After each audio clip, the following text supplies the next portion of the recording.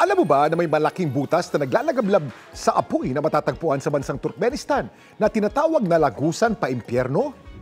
Mahigit 5 dekada nang nag-aapoy ang isang malaking butas sa Karakum Desert. Tinawag itong Darvaza Gas Crater.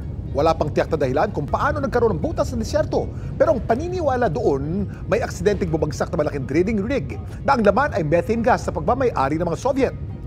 Para maalis ang methane sa lugar, inapuyan ito sa pag-aakala maapula ito pagkalipas ng 2 araw. Pero simula pa noong 1980s hanggang ngayon, naglalagablab pa rin ang apoy sa naturang butas. Pinaplano na ng pamahalaan ng Turkmenistan na apulahin ang apoy dahil marami raw itong negatibong epekto sa mga tao pati sa kalikasan.